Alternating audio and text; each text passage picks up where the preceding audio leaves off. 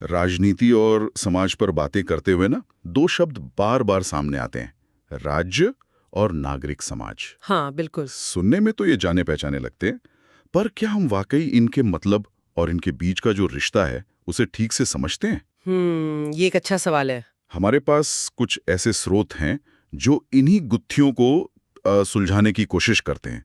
तो आज हम इन्हीं विचारों की गहराई में उतरेंगे हाँ। और देखेंगे कि ये हमारी जिंदगी और हमारे समाज को मतलब कैसे बनाते बिगाड़ते हैं। हाँ, और अक्सर ये भी होता है कि समाज, नागरिक समाज, राजनीतिक समाज और राज्य, इन सबको एक ही मान लिया जाता है, घालमेल हो जाता है। सही कहा। जबकि इनमें बारीक लेकिन बहुत महत्वपूर्ण फर्क है। तो आज कोशिश रहेगी कि इन परतों को धीरे धीरे खोला जाए और हर एक को साफ तौर पर समझा जाए। बिल्कुल। तो सबसे पहले यही सवाल कि इनको अलग अलग समझना जरूरी क्यों है, मतलब फर्क क्या है इनमें? देखिए, समाज तो एक बहुत बहुत बड़ा दायरा है। हाँ इसमें हमारे सारे रिश्ते, नाते, मेल जोल सब आ जाते हैं। हाँ, सब कुछ। लेकिन नागरिक समाज का लेना देना मुख्य रूप से सार्वजनिक मामलों से है। अच्छा। ये उन जगहों और संस्थाओं की बात करता है जहां लोग अपनी मर्जी से, मतलब स्वेच्छा से, बिना सरकार के सीधे दखल के अपने सामाजिक और आर्थिक जीवन को चलाते हैं। जैसे कि कोई उदाहरण? जैसे कोई क्लब हो गया, कोई यूनियन या कोई स्वयंसेवी संस्था, एनजीओ वगैरह। अच्छा, तो मतलब जैसे परिवार है वो समाज का हिस्सा तो है, पर शायद नागरिक समाज के उस दायरे में नहीं आएगा जिसका सीधा ताल्लुक सार्वजनिक बहस से है। हाँ, मोटे तौर पर बिल्कुल कह सकते हैं। डेविड हेल्ट जैसे विचारक इसी स्वैच्छिक, मतलब वॉलंटरी क्षेत्र को नागरिक समाज कहते हैं। हेबरमास है, वो इसे पब्लिक स्फीयर कहते हैं। Public sphere? हाँ। यानी सार्वजनिक विचार विमर्श का मंच। हाँ बिल्कुल, जहाँ बहस होती है, संवाद होता है। फिर आता है राजनीतिक समाज।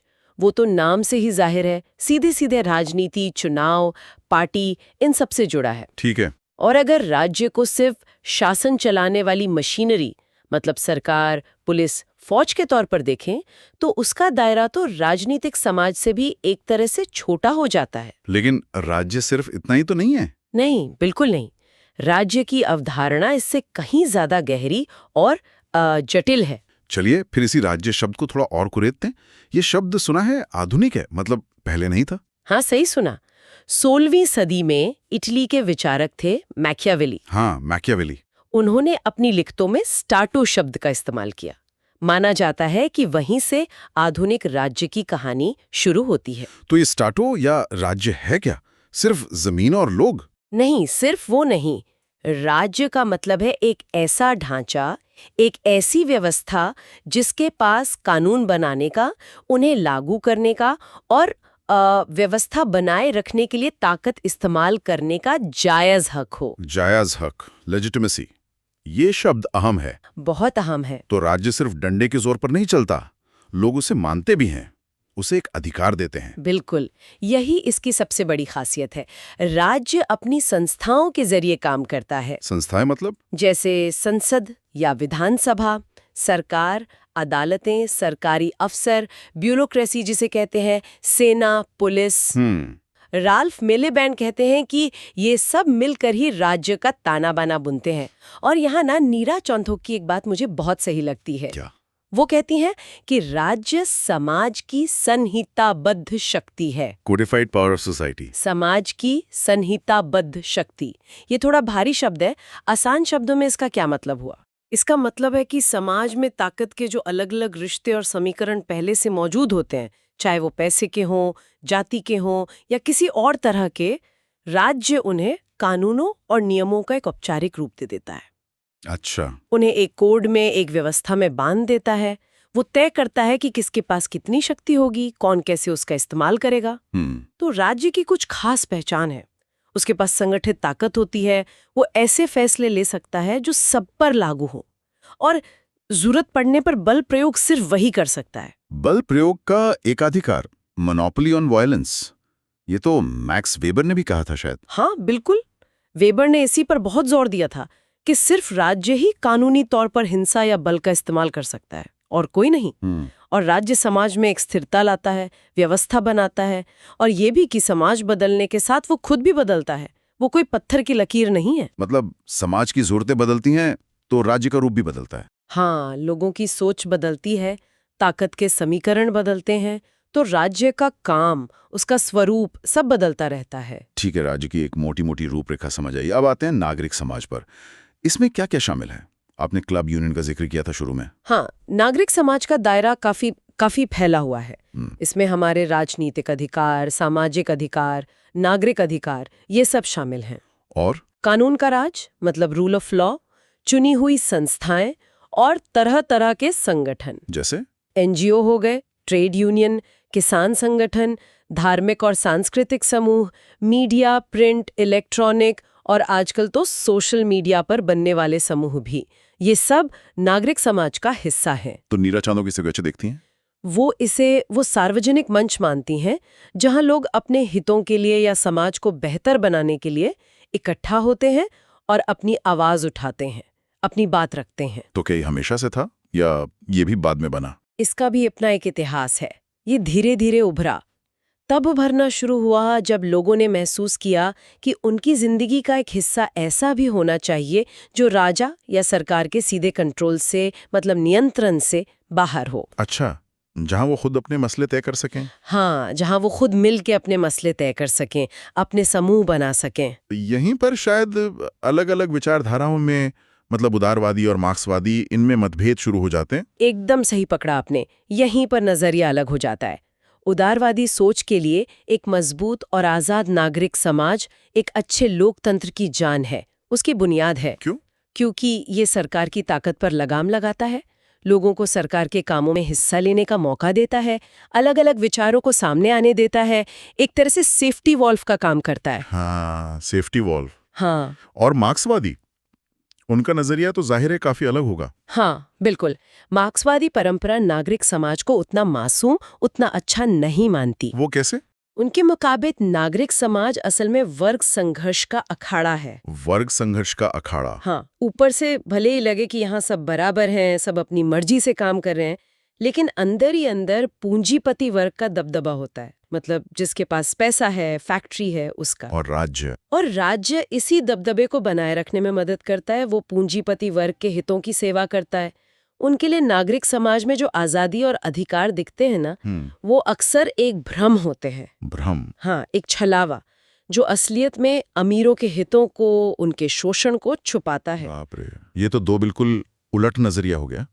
एक तरफ लोकतंत्र का रखवाला, दूसरी तरफ शोषण का जरिया। हाँ, बिल्कुल। चलिए थोड़ा इतिहास में और पीछे चलते हैं। राज्य की सोच वक्त के साथ कैसे बदली? क्या आप पुराने जमाने में भी ऐसा ही राज्य था जैसा आज है? नहीं, बिल्कुल नहीं, बहुत फर्क है। प्राचीन यूनान को देखिए, प्लेटो और अरस्तु का जमाना। हाँ, पोलिस यानी नगर राज्य, वहीं सब कुछ था। लोगों की जिंदगी का हर पहलू, सामाजिक, राजनीतिक, नैतिक, सब उसी पोलिस से जुड़ा था। वहाँ राज्य और समाज में कोई फर्क ही नहीं माना जाता था। आपकी पहचान ही आपके शहर या समुदाय से थी।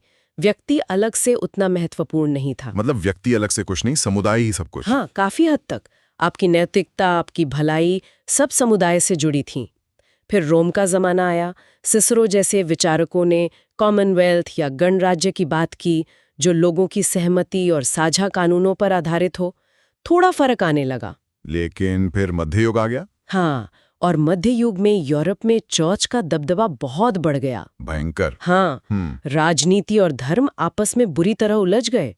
राजा या तो पोप के अधीन माना जाता था या उसकी सत्ता को ईश्वर की देन माना जाता था। तो राज्य का अपना स्वतंत्र वजूद एक तरह से धुंधला गया। लेकिन फिर 15वीं-16वीं सदी के आसपास यूरोप में चीजें बदलीं, जिसे हम आधुनिक युग कहते हैं। हाँ, बिल्कुल। यहीं से बड़ा मोड़ आता है। इटली में मैकियावेली ने राजनीति को धर्म से अलग करके देखना शुरू किया, उसे एक प्रैक्टिकल चीज माना। फिर इंग्लैंड में हॉब्स और लॉक जैसे विचारक आए। हाँ, हॉब्स और लॉक। इन्होंने उदार व्यक्तिवादी परंपरा की नींव रखी। इन्होंने पहली बार राज्य और समाज को दो अलग अलग चीजों की तरह देखा। ये बहुत बड़ा बदलाव था। हॉब्स ने तो शायद राज्य को बहुत ज्यादा ताकत देने की बात की थी, लेवियाथान। हाँ, हॉब्स ने अपनी किताब लेवियाथान में तर्क दिया कि इंसान का स्वभाव मूल रूप से स्वार्थी और झगड़ालू है।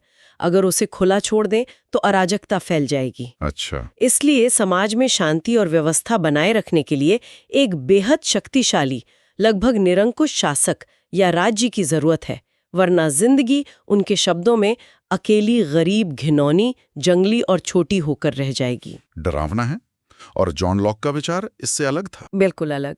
लॉक ने कहा कि लोगों के कुछ प्राकृतिक अधिकार होते हैं, जीने का अधिकार, आजादी का अधिकार और संपत्ति का अधिकार।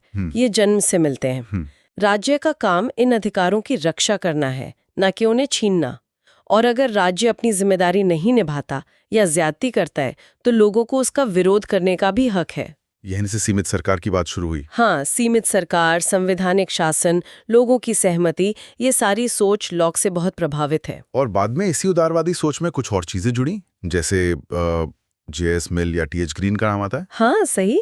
बाद के उदारवादी विचारक जैसे जे.एस. मिल और टी.एच. ग्रीन ने महसूस किया कि सिर्फ नकारात्मक आज़ादी काफ़ी नहीं है। मतलब सिर्फ ये कह देना कि सरकार दखल नहीं देगी, ये काफ़ी नहीं है। तो फिर उन्होंने कहा कि राज्य का काम सिर्फ लोगों को अकेला छोड़ देना या उनके अधिकारों की रक्षा करना ही नहीं है। राज्य को आगे बढ़कर लोगों की भलाई के लिए भी काम करना चाहिए, उनकी शिक्षा, स्वास्थ्य, उनके विकास के लिए। यानी कल्याणकारी राज्य, वेलफेयर स्टेट। बिल्कुल। यहीं से कल्याणकारी राज्य यानी वेलफेयर स्टेट का विचार मजबूत हुआ, जो आज भी कई देशों में बहुत अहम माना जाता है। ये तो हुई उदारवादी कहानी। अब मार्क्सवादी नजरिया राज्य को कैसे देखता है, थोड़ा और विस्तार से बताइए।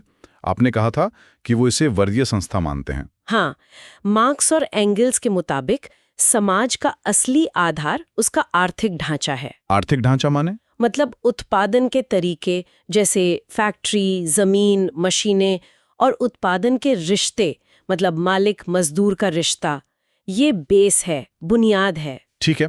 और राज्य, कानून, राजनीति, धर्म, संस्कृति, ये सब इस आर्थिक आधार के ऊपर टिके हुए सुपरस्ट्रक्चर या ऊपरी ढांचे का हिस्सा है। अच्छा, तो राज्य बुनियाद नहीं है? नहीं, उनके हिसाब से नहीं। राज्य कोई निष्पक्ष संस्था नहीं है, बल्कि वो हमेशा उस वर्ग के हितों की सेवा करता है जिसके पास उत्पादन के साधनों का नियंत्रण होता है। यानी पूंजीवादी समाज में पूंजीपति वर्ग का। हाँ, राज्य का काम है मौजूदा व्यवस्था को बनाए रखना और मजदूर वर्ग के शोषण को जारी रखना। वो एक तरह से शासक वर्ग की मैनेजिंग कमेटी है। लेकिन क्या सारे मार्क्सवादी विचारक राज्य को सिर्फ जोर जबरदस्ती का औजारी मानते हैं, जैसे पुलिस, फौज? नहीं, यहीं पर एंटोनियो ग्राम्शी का नजरिया बहुत दिलचस्प है। वो इटली के विचारक थे। मार्क्सवाद को उन्होंने आगे बढ़ाया। हाँ, ग्राम्शी ने कहा कि शासक वर्ग सिर्फ पुलिस और फौज यानी राज्य की जबरदस्ती, जिसे वो डोमिनेशन कहते हैं, उसी से राज नहीं करता। तो फिर वो विचारों के जरिए भी राज करता है। शिक्षा, संस्कृति, मीडिया यानी नागरिक समाज की संस्थाओं के जरिए वो लोगों की सोच को इस तरह ढालता है कि लोग मौजूदा व्यवस्था को ही सही और स्वाभाविक मानने लगें, उसे स्वीकार कर लें। मतलब रजामंदी हासिल करता है। हाँ, बिल्कुल। इसे उन्होंने हेजेमनी या वैचारिक प्रभुत्व कहा। ओह, तो ग्राम्शी के लिए नागरिक समाज भी एक तरह से शासक वर्ग का हथियार बन सकता है लोगों की रजामंदी हासिल करने के लिए? हाँ, बिल्कुल। ग्राम्शी के लिए राज्य, जो जोर जबरदस्ती का प्रतीक है, और नागरिक समाज, जो सहमति बनाने का क्षेत्र है, दोनों मिलकर शासक वर्ग का प्रभुत्व बनाए रखते हैं। तो फिर बदलाव कैसे आएगा? ग्राम्शी कहते हैं कि अगर व्यवस्था बदलनी है तो सिर्फ राज्य पर कब्जा करना काफी नहीं है। आपको नागरिक समाज के क्षेत्र में भी, मतलब विचारों के क्षेत्र में भी लड़ाई लड़नी होगी, अपनी हेजेमनी बनानी होगी। ये वाकई सोचने वाली बात है कि कैसे हमारी सोच भी अनजाने में प्रभावित हो सकती है। अच्छा, अब जैसे हमने राज्य के इतिहास को देखा, वैसे ही नागरिक समाज की सोच कैसे विकसित हुई? क्या ये भी यूनान से शुरू हुई? यूनान में नागरिक समाज की अवधारणा आज जैसी बिल्कुल नहीं थी। जैसा हमने पहले कहा, वहां पुलिस ही सब कुछ था। हाँ, और नागरिक होने का हक भी सिर्फ कुछ खास पुरुषों को था, जिनके पास संपत्ति होती थी। महिलाओं, दासों, विदेशियों को सार्वजनिक जीवन से पूरी तरह बाहर रखा गया था। वो निजी क्षेत्र का हिस्सा माने जाते थे। तो ये निजी और सार्वजनिक का जो भेद है, ये कहाँ से ज्यादा साफ हुआ? ये भेद रोमन साम्राज्य में थोड़ा ज्यादा स्पष्ट हुआ। वहां कानून में निजी संपत्ति और सार्वजनिक मामलों के बीच अंतर किया जाने लगा। रोमन लॉ में इसका जिक्र मिलता है। लेकिन फिर मध्ययुग आ गया। हाँ, और मध्ययुग में चर्च के दबदबे के कारण एक स्वतंत्र सार्वजनिक दायरे की गुंजाइश फिर से बहुत कम हो गई। सब कुछ धर्म के दायरे में आ गया। तो नागरिक समाज का असली उभार आधुनिक युग में ही हुआ, जब चर्च का प्रभाव कम हुआ। हाँ, बिल्कुल। जब यूरोप में धर्म का प्रभाव कम होने लगा, मतलब धर्मनिरपेक्षता बढ़ी, व्यापार बढ़ा, नए शहर विकसित हुए, निजी संपत्ति का अधिकार महत्वपूर्ण माना जाने लगा, तब लोगों ने राजा और चर्च से अलग अपनी पहचान और अपने हितों के बारे में सोचना शुरू किया। एक इंडिपेंडेंट स्पेस बनने लगा। और मैकियावेली और बोर्डन जैसे विचारकों ने राजनीति को फिर से एक अलग धर्मनिरपेक्ष क्षेत्र बनाया। हाँ, उन्होंने इसकी जमीन तैयार की। फिर हॉब्स और लॉक आए। उन्होंने भी इसमें भूमिका निभाई। हाँ, उन्होंने प्राकृतिक अवस्था, स्टेट ऑफ नेचर, जहाँ कोई नियम कानून नहीं थे, और नागरिक समाज, सिविल सोसाइटी, जहाँ लोग नियमों और अधिकारों के तहत संगठित होकर रहते हैं, इसके बीच फर्क किया। उनके लिए नागरिक समाज प्राकृतिक अवस्था की अराजकता से कई बेहतर स्थिति थी। ये एक तरह से सामाजिक समझौते, सोशल कॉन्ट्रैक्ट का नतीजा था। फिर 18वीं सदी में एडम स्मिथ जैसे अर्थशास्त्री आए। उन्होंने अर्थव्यवस्था को राज्य के नियंत्रण से मुक्त रखने की बात की, लेसे फेयर। सही। स्मिथ ने कहा कि अगर हर व्यक्ति अपने स्वार्थ के लिए काम करेगा तो एक अदृश्य हाथ, मतलब बाजार की ताकतें, अपने आप पूरे समाज का भला कर देगा। हाँ, इनविजिबल हैंड। हाँ, इससे ये विचार और मजबूत हुआ कि समाज का एक बड़ा हिस्सा, खासकर अर्थव्यवस्था, ऐसा है जिसे राज्य से स्वतंत्र रूप से काम करना चाहिए। ये भी नागरिक समाज के दायरे को बढ़ाने वाला एक बड़ा कदम था। और फिर 19वीं सदी में कुछ विचारकों ने राज्य की बढ़ती ताकत पर चिंता भी जताई। हाँ, जैसे फ्रांस के एलेक्सिस डी टॉकविल और इंग्लैंड के J.S. मिल। उन्होंने देखा कि लोकतंत्र में बहुमत की तानाशाही का खतरा हो सकता है, मेजॉरिटी टायरनी। हाँ, या फिर सरकारी नौकरशाही बहुत शक्तिशाली हो सकती है। इसलिए उन्होंने स्वतंत्र संस्थाओं, स्थानीय स्वशासन और लोगों के खुलकर अपने विचार रखने की आज़ादी, यानी फ्री स्पीच, पर बहुत जोर दिया। यानी एक मजबूत और सक्रिय नागरिक समाज ही जरूरी है। हाँ, उनके मुताबिक एक मजबूत और सक्रिय नागरिक समाज ही राज्य की ताकत को संतुलित रख सकता है और व्यक्ति की आज़ादी की रक्षा कर सकता है। लेकिन इस उदारवादी सोच से अलग हेगल और मार्क्स ने नागरिक समाज को कैसे देखा, ये भी जानना जरूरी है। पहला, परिवार, जहाँ प्यार और भावनाएं मुख्य है, इसे वो थीसिस कहते हैं। ठीक है। दूसरा, नागरिक समाज, जहां लोग अपने स्वार्थ और आर्थिक हितों के लिए प्रतिस्पर्धा करते हैं, ये एंटीथीसिस है। और तीसरा, राज्य, जो इन दोनों से ऊपर उठकर सार्वभौमिक नैतिकता और तर्क का प्रतिनिधित्व करता है, ये सिंथेसिस है। सिंथेसिस यानी संश्लेषण। हाँ, हेगल के लिए राज्य सबसे ऊंची और सबसे विकसित अवस्था है, जो परिवार और नागरिक समाज के स्वार्थों और अंतर्विरोधों को सुलझाकर एक नैतिक एकता स्थापित करता है। तो उन्होंने नागरिक समाज को राज्य के अधीन, उससे कमतर माना। और मार्क्स ने ठीक इसका उल्टा कर दिया। उन्होंने हेगल को सिर के बल खड़ा कर दिया, ऐसा कहा जाता है। बिल्कुल। मार्क्स ने हेगल के आदर्शवाद को पलटते हुए कहा कि असल में नागरिक समाज, खासकर उसके आर्थिक रिश्ते और वर्ग संघर्ष, ही इतिहास का असली इंजन है, असली आधार है। और राज्य तो बस उसी आर्थिक बुनियाद पर टिकी एक ऊपरी इमारत है, सुपरस्ट्रक्चर। और जैसा हमने पहले ग्राम्शी के संदर्भ में देखा, उन्होंने नागरिक समाज को सिर्फ आर्थिक दायरे तक सीमित नहीं रखा, बल्कि उसे राज्य के साथ मिलकर वैचारिक प्रभुत्व स्थापित करने वाला एक महत्वपूर्ण क्षेत्र माना। तो हमने राज्य और नागरिक समाज दोनों की अवधारणाओं और उनके ऐतिहासिक सफर को अलग अलग समझा। काफी कुछ साफ हुआ। अब सबसे अहम सवाल, आज के दौर में इन दोनों के बीच रिश्ता कैसा है? क्या ये दुश्मन हैं, दोस्त हैं या कुछ और? देखिए, जो स्रोत हमने देखे वो यही बताते हैं कि इन्हें एक दूसरे का दुश्मन या प्रतिस्पर्धी समझने की बजाय पूरक मानना ज्यादा सही है। पूरक, कॉम्प्लीमेंट्री। हाँ, कॉम्प्लीमेंट्री। और एकीकृत, मतलब आपस में जुड़ा हुआ, इंटीग्रेटेड। पूरक और एकीकृत, इसे थोड़ा और समझाइए। मतलब ये कि दोनों एक दूसरे के लिए जरूरी हैं, एक दूसरे के बिना अधूरे हैं। जी। राज्य के बिना नागरिक समाज में क्या होगा? अव्यवस्था फैल सकती है। बिल्कुल। सोचिए, अगर कानून व्यवस्था ना हो, नियम ना हो, झगड़े सुलझाने का कोई तरीका ना हो, तो अलग अलग समूह आपस में ही लड़ने लगेंगे, अराजकता हो जाएगी। राज्य एक ढांचा देता है, सुरक्षा देता है, नियम लागू करता है, जिससे नागरिक समाज ठीक से काम कर सके, फल फूल सके। ठीक है। और नागरिक समाज के बिना राज्य कैसा होगा? नागरिक समाज के बिना राज्य बहुत आसानी से निरंकुश, मनमाना बन सकता है, डिक्टेटरशिप की तरफ जा सकता है। कैसे? नागरिक समाज ही तो सरकार पर नजर रखता है, सवाल पूछता है, लोगों की आवाज सरकार तक पहुंचाता है, उसे जमीन से जोड़े रखता है।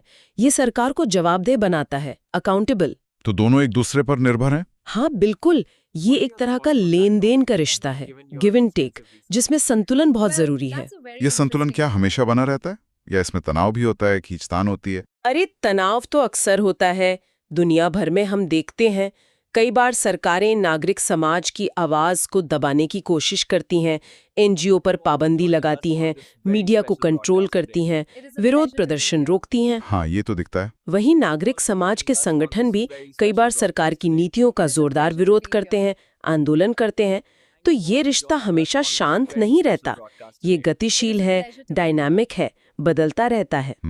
लेकिन एक स्वस्थ समाज के लिए जरूरी है कि ये तनाव टकराव में ना बदले, बल्कि संवाद और सहयोग का रास्ता हमेशा खुला रहे। और लोकतंत्र, डेमोक्रेसी, वो इस पूरे समीकरण में कहाँ फिट होती है? क्या एक अच्छे लोकतंत्र के लिए इन दोनों का रिश्ता अहम है? बहुत ज्यादा अहम है। हम कह सकते हैं कि लोकतंत्र ही वो राजनीतिक व्यवस्था है जो राज्य और नागरिक समाज के बीच एक सकारात्मक और रचनात्मक रिश्ते की सबसे अच्छी जमीन तैयार करती है। लोकतंत्र इन दोनों को एक साथ लाता है, उन्हें जोड़ता है। कैसे? क्या मतलब है इसका? देखिए, एक लोकतांत्रिक राज्य की जिम्मेदारी है कि वो संविधान के दायरे में काम करे, नागरिकों के अधिकारों का सम्मान करे, नियमित चुनाव करवाए और नागरिक समाज की मांगों और जरूरतों पर ध्यान दे। उसे पता होता है कि उसे अंततः जनता को जवाब देना है। हाँ, चुनाव में जाना है। बिल्कुल। वहीं दूसरी तरफ नागरिक समाज की क्या भूमिका है लोकतंत्र में? नागरिक समाज लोकतंत्र को जीवंत बनाता है, उसे सिर्फ चुनावों तक सीमित नहीं रहने देता। वो लोगों को जागरूक करता है, सार्वजनिक मुद्दों पर बहस चलाता है, अलग अलग वर्गों और समुदायों के हितों को सामने रखता है। वो सरकार की नीतियों की पड़ताल करता है, क्रिटिसाइज करता है और जरूरत पड़ने पर शांतिपूर्ण विरोध प्रदर्शन भी करता है। ये लगातार सरकार को याद दिलाता रहता है कि असली मालिक जनता है। तो जहां नागरिक समाज कमजोर होगा, वहां लोकतंत्र भी कमजोर होगा? हाँ, अक्सर यही देखा जाता है। जहां नागरिक समाज दबा हुआ है या सक्रिय नहीं है, वहां लोकतंत्र भी महज एक नाम का रह जाता है। और इसके विपरीत जहां तानाशाही होती है या सत्तावादी शासन होता है, वहां शायद सबसे पहले नागरिक समाज पर ही हमला होता है। हाँ, अक्सर यही पैटर्न दिखता है।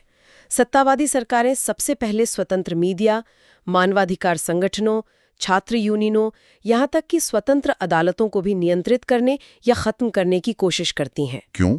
क्योंकि वो जानती हैं कि यही संस्थाएं हैं जो उनकी मनमानी पर सवाल उठा सकती हैं, उनकी सत्ता को चुनौती दे सकती हैं। इसलिए एक आज़ाद और मजबूत नागरिक समाज किसी भी लोकतंत्र की सेहत का एक बहुत जरूरी पैमाना है। तो इस पूरी बातचीत का निचोड़ क्या निकलता है, अगर हमें संक्षेप में कहना हो तो? निचोड़ यही है कि राज्य और नागरिक समाज ये दो अलग अलग अवधारणाएं हैं, लेकिन आपस में गहराई से जुड़ी हुई हैं। राज्य सिर्फ सरकार या पुलिस फौज नहीं है, बल्कि समाज की औपचारिक, संहिताबद्ध शक्ति का प्रतीक है, अपनी संस्थाओं और वैधता के साथ। और नागरिक समाज? और नागरिक समाज वो खुला मैदान है, वो सार्वजनिक क्षेत्र है, जहां नागरिक संगठित होते हैं, बहस करते हैं, अपने अधिकार जताते हैं और राज्य पर असर डालते हैं, उसे प्रभावित करते हैं। दोनों अलग हैं, पर एक दूसरे के बिना अधूरे हैं। और एक अच्छे स्वस्थ लोकतंत्र के लिए इन दोनों के बीच एक संतुलन, एक सहयोग, एक सकारात्मक रिश्ता जरूरी है। हाँ बिल्कुल, एक ऐसा रिश्ता जहां राज्य नागरिक समाज को काम करने की आजादी दे और उसकी आलोचना को ध्यान से सुने, और नागरिक समाज भी जिम्मेदारी के साथ अपनी भूमिका निभाए, सरकार को जवाबदेह बनाए रखे।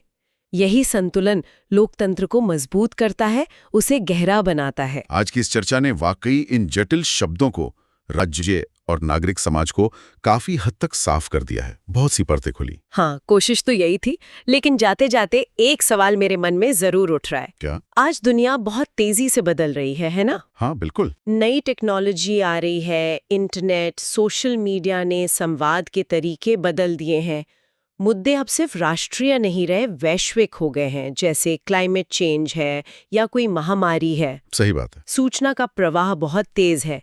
इन सब बदलावों के बीच राज्य और नागरिक समाज का ये जो रिश्ता हमने समझा, जो संतुलन हमने डिस्कस किया, ये कैसे टिकेगा? क्या इनके मायने बदल रहे हैं? क्या सार्वजनिक और निजी की सीमाएं धुंधली हो रही हैं? क्या हमें इनके संतुलन को बनाए रखने के लिए नए तरीकों के बारे में सोचने की जरूरत है? ये सवाल शायद भविष्य में और भी महत्वपूर्ण हो जाएगा। इस पर शायद हमें आगे भी सोचना होगा।